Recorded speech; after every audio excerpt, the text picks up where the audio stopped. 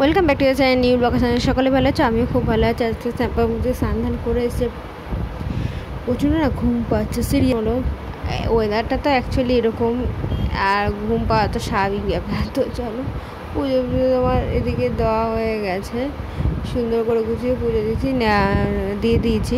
এদিকে next day তো তোমার এদিকে অক্ষয় তৃতীয়া, আর এদিকে কাচাকুচি করবো ভাবলাম, কিন্তু যা অবস্থা কাচাকুচি করা গেল না।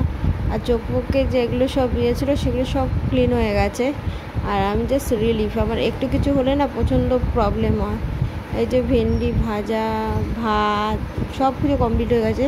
ডালটা করলে হয়ে যাবে, পাঁপড় ভাজা। আর এদিকে ডালটা আমি সিটিতে বসিয়ে দিচ্ছি। এই নিয়ে একটু বিশ্রাম নিয়েছিলাম দুপুরবেলার দিকে।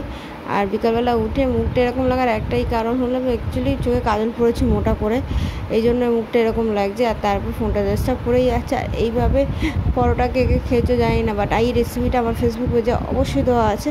ডাল পুরি তো সবাই খেয়েছো, এই পরোটা করে খেয়েও মন মেজাজ সব ভালো হয়ে যাবে। আর এটাও কিন্তু অল্প তেলে করা হবে, বেশি তেলে না। তো চলো আমি রাতের ডিনারটা তৈরি করতে থাকি।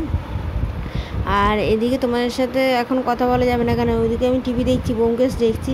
মানে টিভির সাউন্ডটা বাড়িয়ে আমি রান্নাঘরে চলে আসি, পুরো কনসেন্ট্রেটটা ওখানেই থাকে। আর ব্যোমকেশ যদি ফোনে শুনি আমি, মানে স্যান্ডেসাসিন বা গপ্পমিরের গল্প, আমি সেগুলো আমি ফোনে শুনলে রান্নাঘরেই থাকে।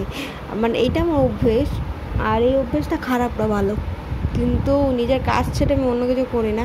আর একটা অর্ডার দেওয়া আছে, সেটাও চলে আসবে কালকের মধ্যে। আজকে তো আসার কথা, মানে টাইমিংটা এত বাজে দিয়ে রেখেছে, 11টা, রাত্রির 11টা। কেউ সময় কেউ প্রোডাক্ট ডেলিভারি করতে আসে, খাবার ডেলিভারি করতে আসে, গ্রসারি করে প্রোডাক্ট ডেলিভারি করতে আসছে। মানে আমি তো খেয়াল করিনি, আমি খেয়াল করলে হতো, বাট খেয়ালটা করিনি, অর্ডারটা দিয়ে রেখেছি। মানে সারাদিনে একবারও আসেনি।